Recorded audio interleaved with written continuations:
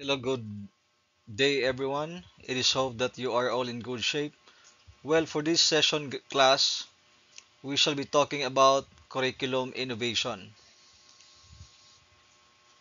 In a rapidly changing world, education, must adapt to meet the various diverse needs of the students, educators, and of course, the society itself. Curriculum innovation refers to strategies, models, or frameworks that reimagine teaching and learning to address the current challenges, the future goals. And that is why we shall be discussing the 10 key areas of curriculum innovation. So each of these 10 key areas class will provide simplified examples. Of course, the definition, its key features, and the benefits and challenges. We'll start with the first one, the standards based curriculum. What is it, by the way? A standard based curriculum class, this is a framework designed to achieve specific, measurable educational outcomes. And these outcomes must be aligned with nationally or internationally recognized standards. Just like the K-12 curriculum, the technical working group who had crafted such, they had made some benchmarks from different countries' curricula. Okay? So through that, it ensures that all students attain a uniform set of learning competencies across grade levels and subjects, promoting equity and quality education. That is the so these are the assumptions. So, in the Philippines, for example, the K to 12 exemplifies this standard-based approach or standards-based curriculum. Why? Because you know what, as I mentioned in the previous video, that all subjects in every grade level, from kindergarten to grade 12, these subjects are all having the curriculum guides easily and readily downloadable from the web. So for example, kindergarten curriculum guide, kindergarten Wika Filipino curriculum guide, grade 1 science curriculum guide, so for grade 2 and so on until grade 12.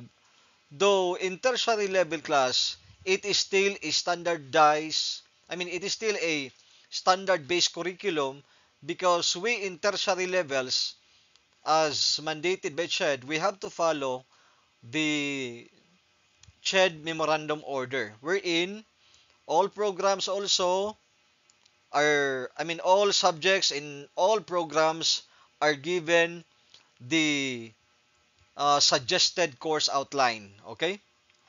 So, the key features of this standard-based curriculum class, it has the clearly defined learning objectives, meaning each subject, as I mentioned, and grade level has specific learning competencies that students are expected to achieve. So in the curriculum guide, very specific, all the learning competencies in each subject across all levels are outlined, okay, are given already. So the teachers have to do, or what the teachers have to do now, are just, is just to simply examine the curriculum guide of the subject that the teacher has taught, and if these competencies, intended learning outcomes written in the curriculum guide suffice to a particular topic because it represents the holistic objectives, meaning the knowledge, skills, and attitude objectives are all clearly written in the curriculum guide for a particular topic, the teacher can easily extract, copy, and paste these objectives. If there are or if there is a lacking category, for example, there is no cognitive aspect, there is no affective aspect of the intended learning outcome, then the teacher has to provide, has to write it, and it must be aligned with the particular topic. Okay, I hope it is understood. Now, another thing, this standard-based curriculum, it has a assessment-driven approach. It could be formative like quizzes, classwork, or summative like the quarterly examination, like the final projects, the culminating performance. These are summative by nature. So these assessments are used to track and measure the students' progress. That's why it's assessment-driven approach, one of the features of the standards-based curriculum. And last feature of standards-based curriculum is focus on accountability. What does it mean, by the way? Teachers, schools, and students are held accountable. These they are all held accountable for achieving the intended learning outcomes. Okay? And these intended learning outcomes, of course, must be aligned with the educational goals as written in the curriculum guide or in the CHED Memorandum Order class for the tertiary level and curriculum guides for the basic education level.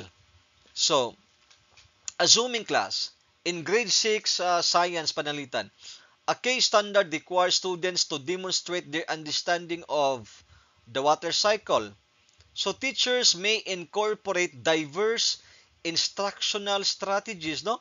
Such as the teacher may do interactive quizzes, like evaluate conceptual understanding of evaporation, condensation, and precipitation. The teacher may also do hands-on projects wherein the students will be asked to create water cycle models or diagrams, no? So this reinforces their grasp of the process about the water cycle as one of the competencies topics in the grade 6 science, no? So, only class, when we talk about standards-based curriculum, the possible challenges are potential limit for, I mean, potential for creativity constraint. Why? Because strict adherence to standards can sometimes stifle teacher creativity. Okay, like innovative teaching methods or interdisciplinary approaches may be may be set aside due to the rigid requirements that the assessment method, that the teaching learning activities must be like this or must be this. Though it is highly suggested by nature, but take note of this class. When we talk about the teaching approaches, teaching methodologies, teaching strategies, techniques, in the Philippine context, we teachers are given the academic freedom as to what kind of teaching strategy, techniques, approaches, and methods that the teacher has to use in delivering the teaching learning process. So, though we have the standards-based curriculum, but if we try to examine the legal aspect of this, academic freedom is having an entanglement with the standards-based curriculum, but which between the two will prevail as to the different teaching approaches, techniques, methods, and strategies. Again, it's the academic freedom. Therefore, the teacher has the right to exercise his or her prerogative as to what kind of teaching approaches, methods, and techniques, strategies that he would be or she would be using in delivering a particular discussion. Okay? Though, in terms of learning competencies, these are non-negotiable. We have to follow the curriculum guides given to us by DepEd or the CHED Memorandum Order given to us by CHED. Okay, class? So, let's talk about now the multicultural curriculum. This multicultural curriculum class embraces and celebrates diversity. by integrating different and various cultural perspectives, narratives, and practices into the teaching learning process. So this approach recognizes the importance of inclusive education, fostering respect for cultural diversity, differences, and promote social harmony. It's something like um, promoting harmonious coexistence. Okay? Especially for a country like Philippines wherein we have various ethnic groups, languages, tradition, and all other variables under culture class, no, like religion, like the different beliefs, no. So this multicultural curriculum plays a vital role in preserving also the cultural heritage while preparing our students for a more globalized, inclusive society. Because you know what? The key features of this multicultural curriculum are respect, empathy, global understanding. Okay? So, it's about being culturally responsive, uh, culturally responsive teachers, no? And students, no? Creating culturally responsive community, society. Okay?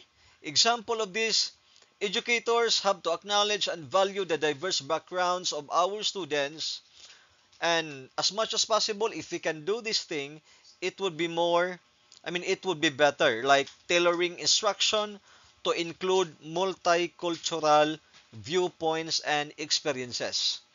This may be, this may sound so ambitious, but again, this thing has to be started, has to be done by the educators to promote once again a a harmonious coexistence wherein everybody's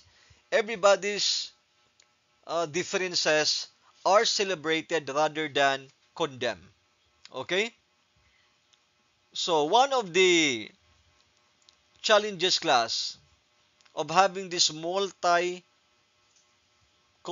curriculum, most likely, first, no, there are people who are reluctant to change. Like some educators or communities may not embrace this multicultural curriculum because they try to move away from embracing other cultural narratives. Okay? Though we happen to promote an inclusive society, we celebrate our diversity, but let us still take note that we have to embrace respect whenever there is a looming dispute uh, relative to anything that is being discussed underhand. Okay? So the second challenge could possibly be resource and training limitations because teachers may lack access to culturally diverse materials wherein not just the materials but the training itself, no, to implement this multicultural curriculum. Then I think finally, there's also gonna be a problem with balancing local and global perspectives. Like when we promote local heritage, educators must also ensure that students gain awareness of global cultures to foster broader intercultural competence. And by the way, it doesn't literally follow that we acknowledge that there is now a a multipolar world wherein we have to embrace this diversity, celebrate the differences instead of condemning these things. Still, No, if somebody wants to preserve whatsoever he has in terms of culture, in terms of differences, so long as we show respect to one another, so long as we promote the concept of harmonious coexistence, though we've got a lot of differences, it's still fine class. Okay? This must not be this must not be, mandated. This must not be imposed because respect is obviously um, earned, not mandated, not asked. But in the concept of education class, we as educators have to be showing exemplary behavior in order for others to follow. Okay? So this is for me one of the most sensitive topics and one of the most sensitive competencies that that we teachers have to teach our students and the students have to learn. Well, let's talk about the number three, indigenous curriculum. What is this thing? So, indigenous curriculum, it incorporates the knowledge systems, languages, practices, and traditions of indigenous communities. So this is a bit interconnected with the multicultural curriculum. Okay? So this indigenous curriculum bridges the gap between formal education and the rich heritage of indigenous peoples. Like in the Philippines, we have plenty of IPs or indigenous peoples. Like the Bajau, like the Aita, the Negrito, the and so on, no class. Then through this indigenous curriculum, this ensures that the cultural identity of our IPs, not just the IPs in the Philippines but across the the seven continents on earth, these indigenous peoples or groups, communities are are embraced. So through this indigenous curriculum, we shall be safeguarding the IP's cultural legacy while promoting at the same time inclusivity. A society once again that celebrates the differences rather than condemning it. Okay? So the key features of this indigenous curriculum class is or are rather inclusion of indigenous languages. We can have example the regionalization of curriculum, for instance in region 7 wherein we have mainly the Bajaus spread in Bohol, Cebu, no, and some parts of other islands in Central Visayas or in the Visayas. We can incorporate this to our discussions about this IP, no, the Bajau people class. So we could be more sensitive to them. We could be aware of their culture, and we shall also be able to promote the linguistic diversity and promote the cultural identity of our highly beloved IPs or indigenous people. So community-centered, place-based education, no? Wherein the lessons are grounded in the traditions and environment of the local indigenous community. This can also be incorporated. It's up to the teacher class as to the integration of this indigenous curriculum. Not necessarily it is being fed to us by the Department of Education or by CHED. It's up for us to have an interdisciplinary, multidisciplinary, multicultural, and indigenously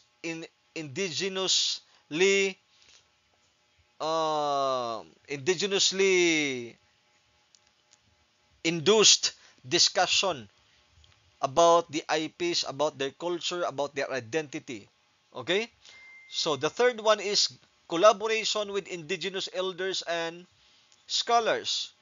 So for us to develop a good material showcasing the different cultures of indigenous people, their identity, their practices, their rituals, their um, their dialect, and all other parts of their culture, we can do that accurately by having a good collaboration with the elders, the with the chieftain, with the leaders of these indigenous tribes, no? Then I just happen to see the challenges class having this indigenous curriculum. Most likely we will be encountering, or the teachers will encounter, these resource limitations because schools most likely lack access to indigenous learning materials or train educators familiar with indigenous knowledge and systems. So this has to be incorporated. This should be brought up during the curriculum review to our officials in both agencies, DepEd and CHED, so that it will be having a good study as to how this resource limitation being solved. Okay, cultural misrepresentation, another challenge for the implementation of indigenous curriculum, because without proper consultation from the elders, chieftains, or leaders of these IPs, cultural minorities, there's a risk of inaccurately portraying or oversimplifying indigenous practices, which may result to perpetuate marginalization, discrimination, or stereotypes. Okay? Then the third one is resistance to integration. When does this happen? Some communities may struggle to accept indigenous content in mainstream curriculum, in mainstream curricula, no? Due to societal biases or institutional limitation. Because as we know, our upbringing, it depends upon the family that we have, the friends that we are keeping, the school that we have been studying, and above all, the most influential ones, the religion and the mass media. So this may be resulting to a fraction, a misunderstanding. But again, let's go back to the bottom line that each of us has the obligation to maintain the peace and order. We will celebrate our coexistence.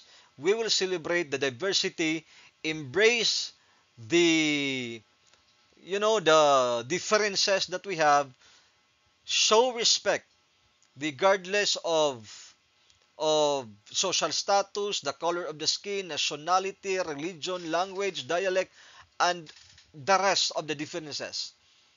We can never go wrong, class, if we just keep on showing respect.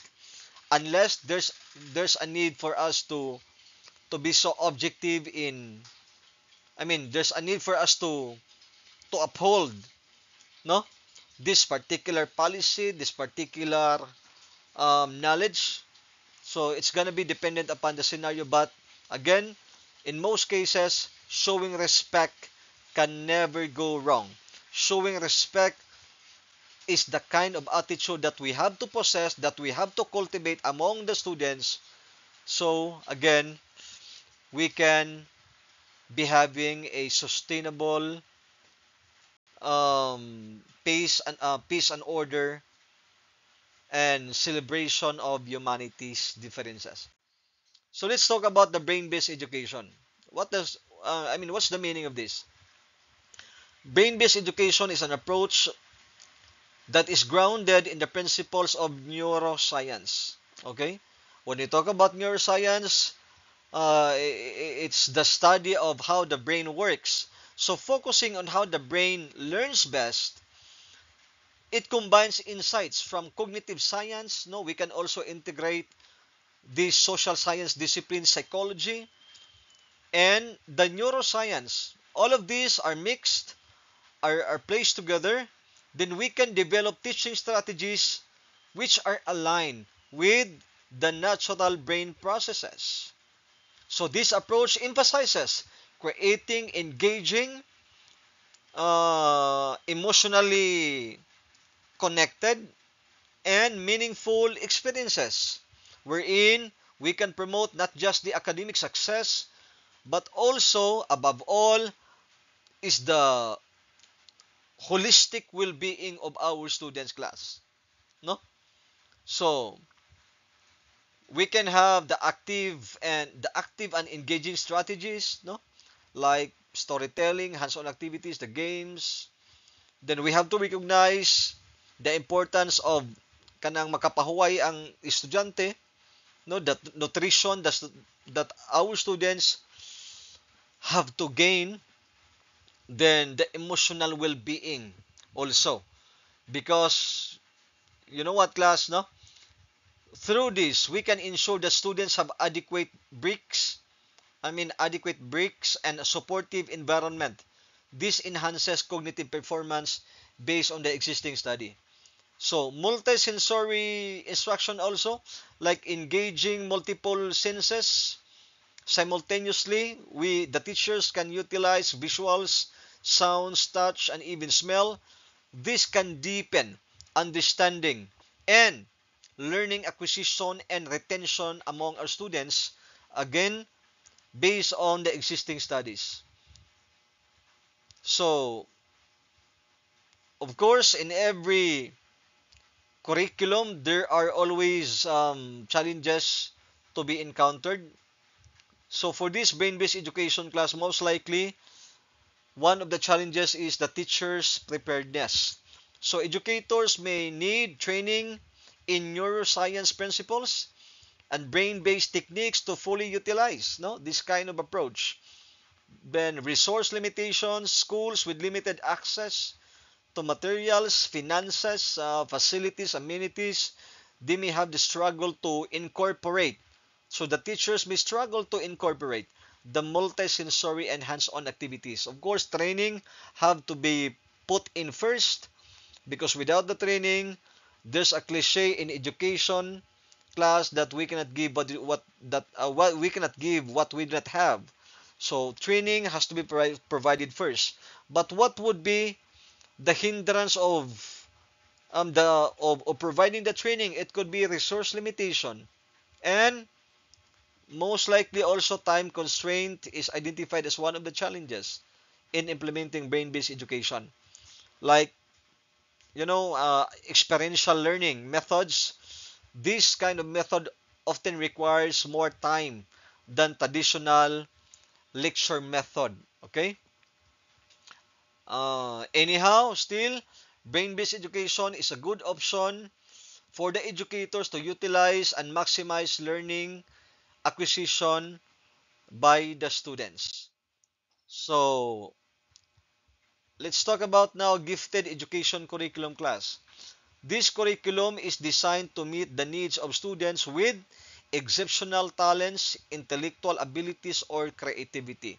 So the gifted learners, the gifted students class, it goes beyond the standard curriculum. Okay? Because in this curriculum, it provides advanced and differentiated learning experiences that challenge and engage these learners by addressing their unique abilities and learning pace. This curriculum nurtures their potential and helps them excel academically, creatively, and socially without being bored. Because if we let the gifted learners mainstream to regular classrooms, mainstream to regular classrooms class, most likely, since the pacing is not that so fast, these gifted learners tend to get bored because they are intellectually exceptionally fast thinkers and learners. That's why there has to be a tailored gifted education curriculum to still, improve continuously these gifted students. Okay? And one of the features of this gifted education curriculum, advanced content and curriculum compacting, like though these gifted learners ages are ranging from 9 to 12, but their intellectual capacity is like that of a college student. So we have to tailor the contents, we have to compact everything for them to just get excited and be constantly challenged. Otherwise, when they get bored, most likely they will lose all the interest to go to to pursue their respective studies class, no, like we do robotic clubs, administering math and science competitions. These are all stimuli to this to the minds of these gifted learners, no. We can also do uh, no these students who are talented in music, literature, or visual arts. We let them participate in workshops, no, exhibitions, stage play, debate, performances to hone their creative skills. So, possible challenges, most likely access and equity, because many gifted education programs are concentrated in urban areas, no, or in private schools. Then, leaving students from rural communities with fewer opportunities, unless otherwise there are donors for them, sponsors for them to be here in the city or to be enrolling in a particular private school. So identification bias, also giftedness may go unnoticed in students, especially from those marginalized backgrounds or with disabilities. So these exceptionally gifted students are not really assessed so well, no? So they may lose the access to different equitable programs intended for gifted learners. Then another thing is resource constraints also, because schools may lack funding, trained teachers to facilitate these gifted learners. Okay? So number 6 class, we'll talk about differentiated curriculum. This tailors instruction to accommodate the diverse needs, abilities, interests, and learning styles of students. This is highly ambitious class. Okay? But still, this is seen to be a good curriculum that caters uh, the diverse needs of our students, because this curriculum is flexible, student-centered approach, and ensures that all learners have equitable access to meaningful learning differences. This curriculum also creates, an inclusive environment where every student can thrive, every student is welcome, every student's differences are being given the appropriate tailored intervention. Okay? So, flexible grouping could be a strategy for implementing this one, no? Like tasks are designed at varying levels of complexity. Then students work in groups that suit their readiness, their interest, their talent, their disability, no? Their preferred learning style. So diverse assessment methods. Because we use differentiated instruction, our assessment methods also have to be differentiated. Okay? Evaluations go beyond traditional tests like using portfolios, creative projects, oral presentations. No, we can utilize these things, or practical demonstrations to reflect the students' possessed strengths. So personalized and student-centered learning, lessons are adapted to align with individual interests and goals, empowering students to take ownership of their learning. So, possibly class, the challenges, the time and planning demands, the teacher's expertise, classroom management. Yeah, I agree, no? Because in differentiation, it requires significant preparation to design multiple pathways for instruction and assessment. So this is going to be the massive, huge challenge class. And by the way, let's talk about now the technology integration in the curriculum. So obviously, class, technology integration involves embedding digital tools, resources, and other platforms into the curriculum to enhance teaching and learning processes. It shifts education beyond traditional methods. Definitely, we prepare our students for the demand of technology-driven market.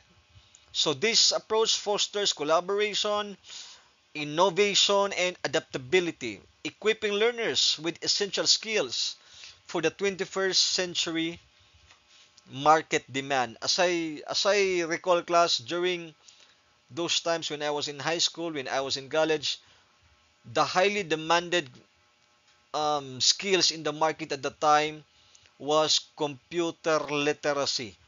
And right now, in the age of artificial intelligence, class, the highly demanded skills have now shifted to, from computer literacy, it has improved to AI utilization, AI ingenuity of our students.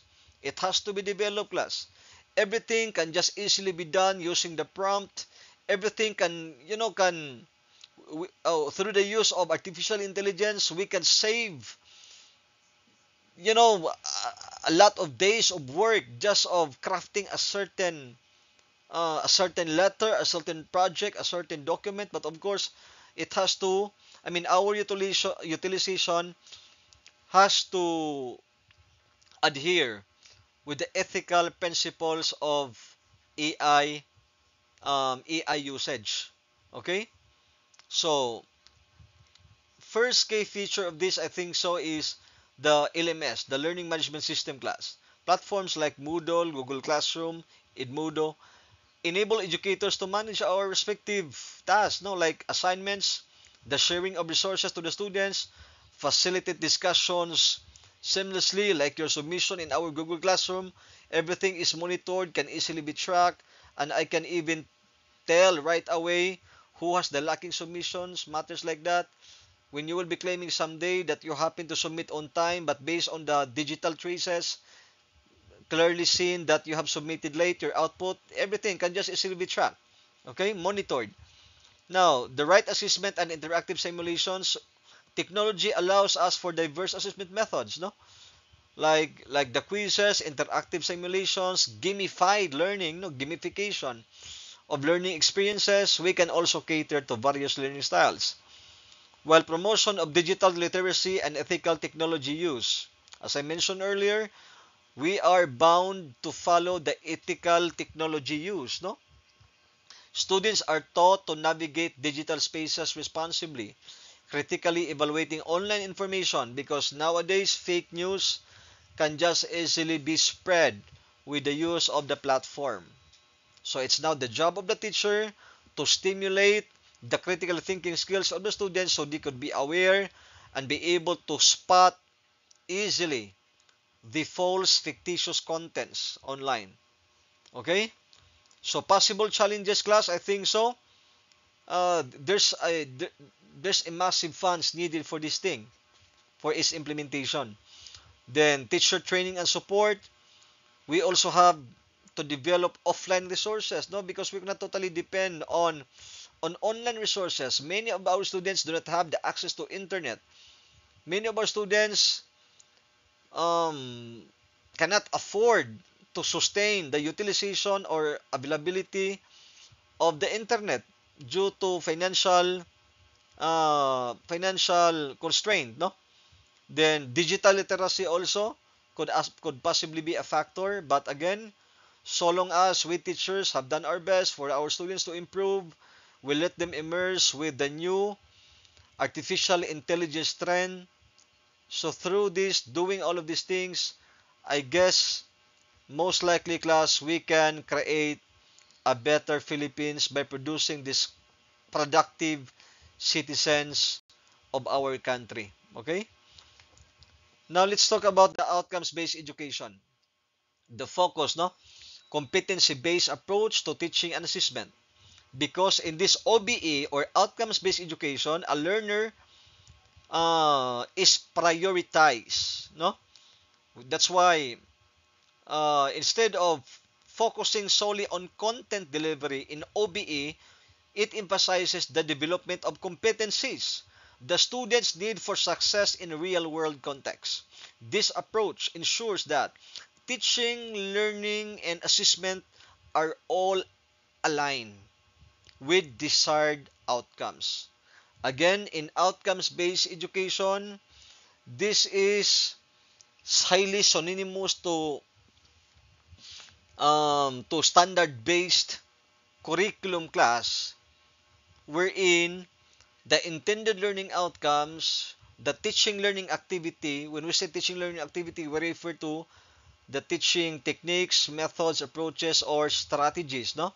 Then the assessment, these three objectives or intended learning outcomes, teaching learning activity or teaching strategy, teaching techniques, and the assessment method, these three are all aligned. That's outcomes-based education. We give more emphasis on the outcomes, on the skills, on the competencies, on the intended learning outcomes are indeed possessed, are indeed acquired by our students class. Okay? So, most likely uh,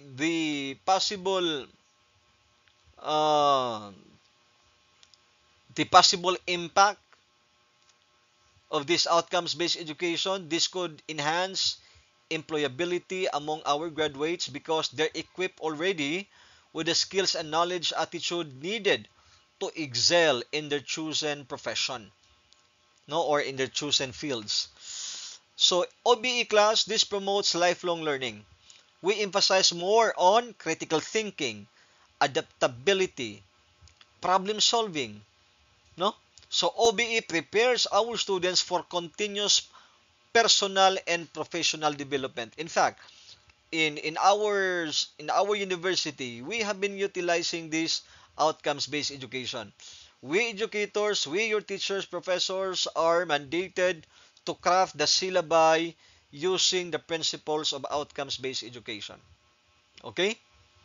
I highly believe that this OBE class, it bridges the gap between education and the workforce by ensuring that our students, the time when they leave the school, they are equipped with the rightful, appropriate competencies that meet the society and industry's demands. And now the last part of our discussion is about transition curriculum. What does this mean? This curriculum prepares our students for major life changes, such as moving from school to employment, to higher education, or independent living.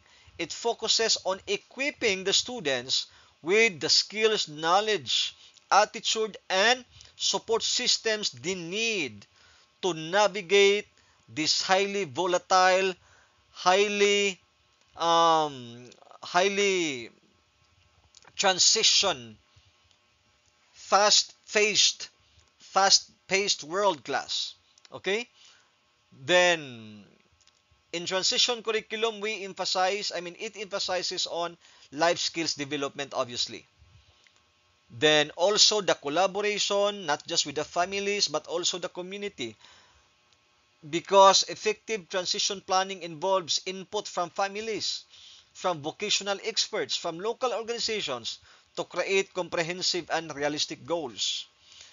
Individualized education plans, IEPs, okay? This is commonly used in special education, in the gifted curriculum, but in transition curriculum also this is one of the features because transition goals and objectives, activities rather, are tailored to each student's abilities, interests, and future aspirations. Okay? So, I believe highly class transition curriculum, it empowers the students with disabilities because of the utilization of IEPs. This is also a reduction of post-school challenges because the students are really taught how to navigate their life during the transition of of their age, of the place they have been present with, no, when the moment comes when somebody, when somebody dies. It's a matter of adjustment class. That is what the curriculum all about. Okay? Though we can also acknowledge the possible challenges like the limited resources, lack of trained teachers to implement the transition curriculum, or we could possibly have insufficient collaboration with external stakeholders, the one that I told you minutes ago. This can hinder effective implementation of transition curriculum. Okay? So, please take note this always, class, that curriculum innovation is highly essential to create a dynamic and relevant education system. Whether it is through standards-based learning, multicultural approaches, technology integration, these innovations help students thrive in a rapidly changing world.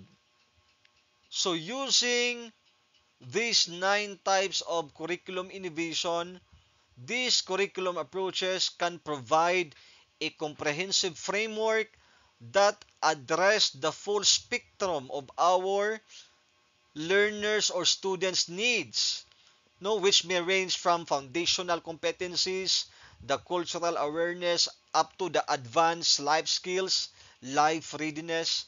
Anyways, ladies and gentlemen, class, the ultimate goal of education is not only to impart knowledge, but to empower individuals to thrive in a dynamic and interconnected world. Okay? So by adopting a balanced and inclusive approach to curriculum innovation, to curriculum design, we educators can create a learning environment that nurtures every student's potential. We can foster a society of lifelong learners who are capable, compassionate, and above all, future ready. So thank you so much, class, for listening, and it is hope that this discussion has inspired you to think about how we can continue to innovate our curriculum, how we can improve continuously our educational system. So thank you so much. Goodbye, everyone.